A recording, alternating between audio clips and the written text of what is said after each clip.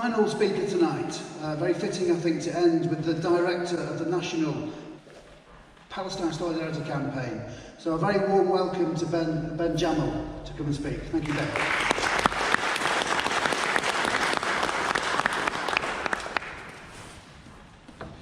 Thank you very much. I want to begin by thanking Sybil and all of those who organised this meeting, and I want to also thank all of you for giving up your bonfire night fun to come and stand in solidarity with the Palestinian people. Now, how on earth did we get here? A bicycle ride that exists to raise funds for children in Gaza and to raise awareness of the oppression of the Palestinian people is denied space to finish with a rally in a Tower Hamlets park because council officers think that that might be anti-Semitic. And why did they think that? Because the Big Ride's website makes references to the ethnic cleansing of Palestinians in 1948 and makes a comparison between Israel and South African apartheid. Well, now, just to be clear, apartheid, first of all, is a legal term. It is defined under the Rome Statute. And numerous political analysts and legal scholars have made clear that as defined under the Rome Statute, Israel meets the definition of an apartheid state. As Claire told us, this is a comparison that Desmond Tutu and Nelson Mandela, amongst others, have made. So are we to presume that if Desmond Tutu were to come to Tower Hamlets to discuss his view that he has previously stated that the conditions of Palestinians in the West Bank are worse than those suffered by black South Africans under apartheid, that if he were to do that, then he might be regarded by council officers in Tower Hamlets as making anti-Semitic statements. Now, last week, alongside Sybil and Mike from the Big Ride, I attended a meeting with Mayor Biggs. And in that meeting, as a Palestinian, I told him something of my history, of my family story. I am the grandson of a woman called Nazli Jamal and a man called Shukri Jamal. Now, in 1948, in April 1948, Shukri and Nazli, alongside most of my extended family and alongside more than 750,000 other Palestinians, were forced to flee from the homes they inhabited in Palestine. In my grandparents' place, a beautiful home in West Jerusalem.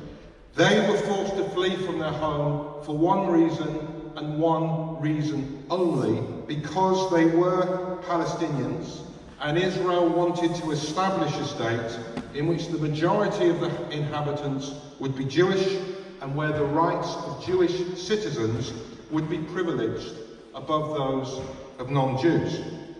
Now, the home of my grandparents was occupied by a Jewish Israeli family, and it is still standing.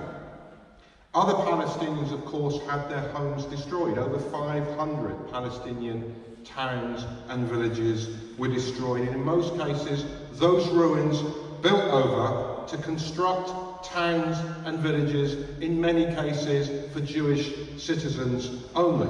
And my grandparents were never allowed to return to their homeland. They died in exile. Now, if you want to tackle injustice, you begin by describing injustice accurately. And I want to describe that experience accurately.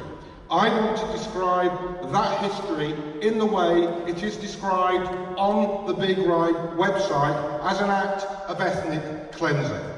But here in Tower Hamlets, council officials are not clear whether or not describing facts of history in this way might be anti-Semitic. Well, this is, as Rob and Claire have said, a nonsense.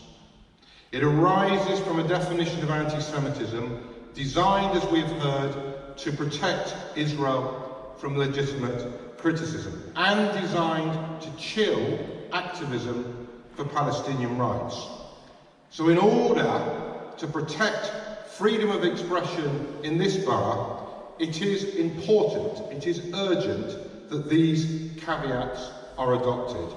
In order to protect the rights of Palestinians like myself to accurately describe the facts of our dispossession, it is necessary that these caveats are adopted. But more than that, in order to have a consistent and real anti-racist politics, it is necessary to have these caveats adopted, because a consistent and real anti-racist politics, as Rob said, means recognising, first of all, that anti-Semitism exists as a pernicious form of racism and must be opposed, but recognising also that if you dilute or distort the meaning of anti-Semitism, if you suggest it means something other than the hatred of Jews as Jews, if you twist it so that it encompasses legitimate criticism of Israel and its policies,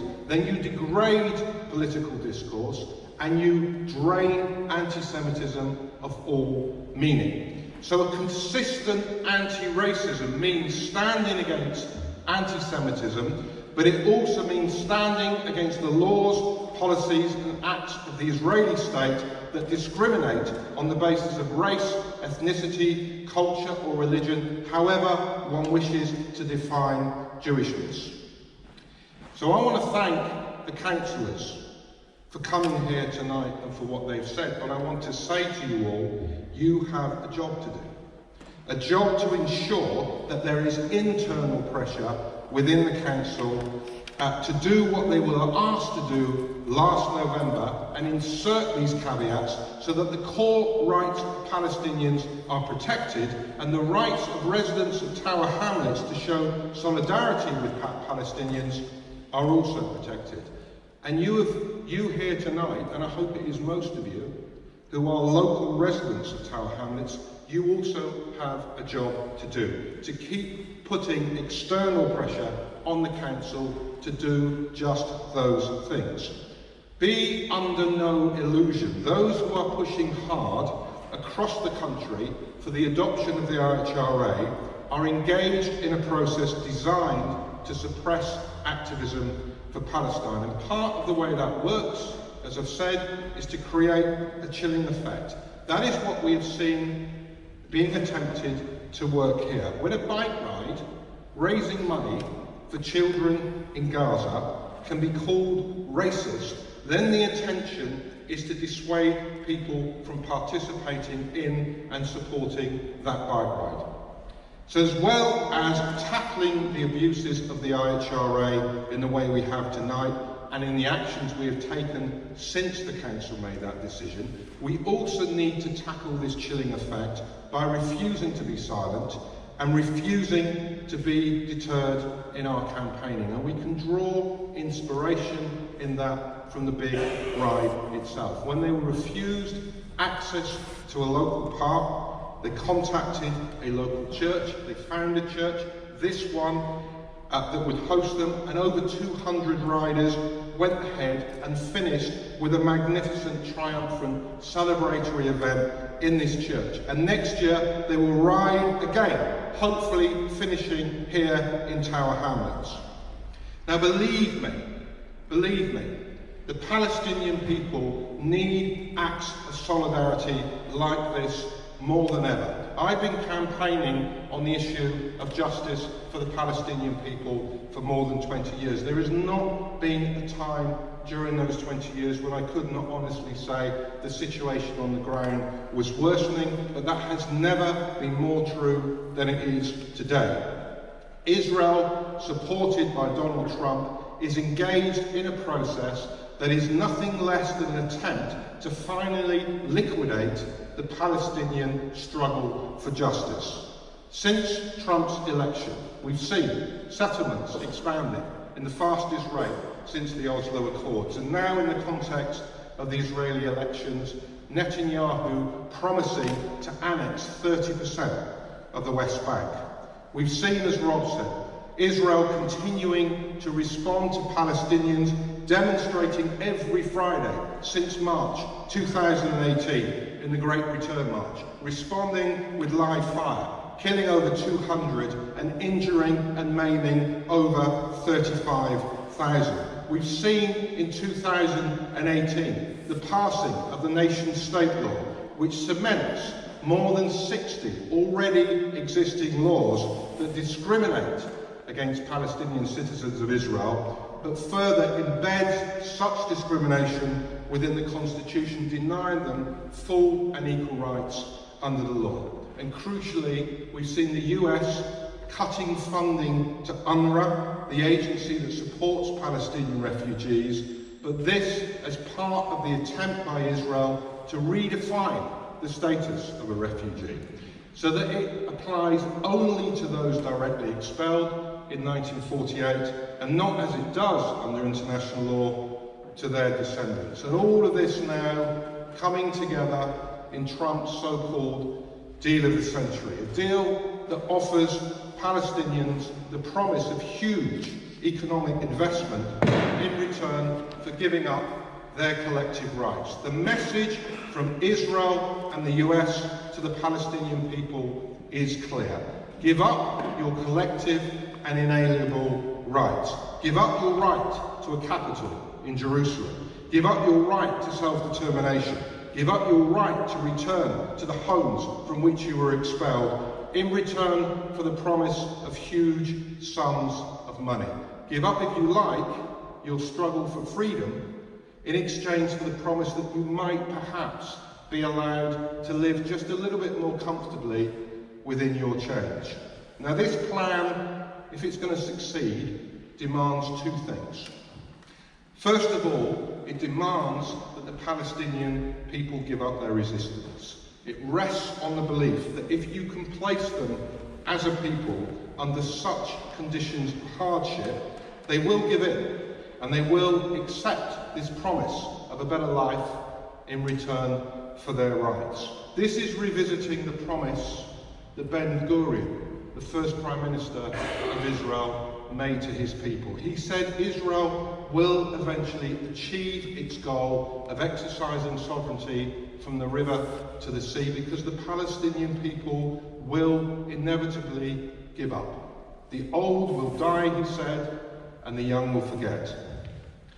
Those Palestinians who week after week, in the face of live fire, continue to march for their rights and their freedoms, like their brothers and sisters before them in Alabama and in Sharpeville, are demonstrating that the Palestinian people will never give up their struggle for freedom, justice and equality for one simple reason. When you are denied the rights you are owed as a human being, protest and resistance is not simply a right, it is an obligation.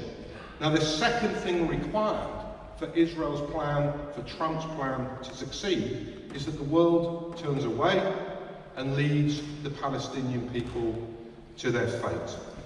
So those of us who have seen the injustices being perpetrated on the Palestinian people, we also have an obligation.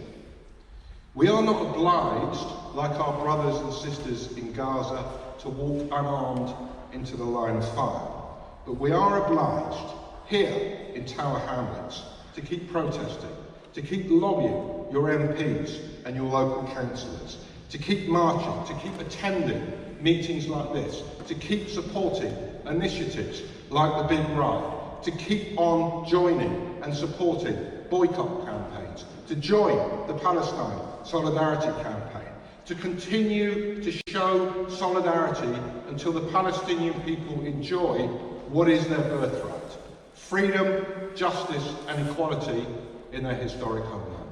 Thank you.